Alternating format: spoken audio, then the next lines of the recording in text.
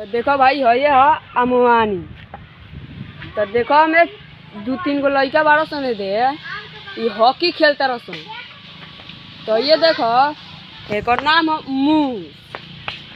हो देखो मूस के गाल और 3 गो लड़का खेलता रसन हॉकी।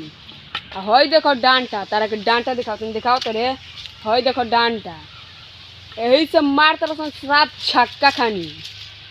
तो देखो अभी हो लड़का के पदावता रसन उधर। हई देखो खेलता तो साइकिल हटावे आ गए।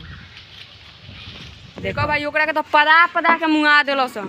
आ हई देखो केंग हंसता रसन सारा ये बहन चोट के देखो।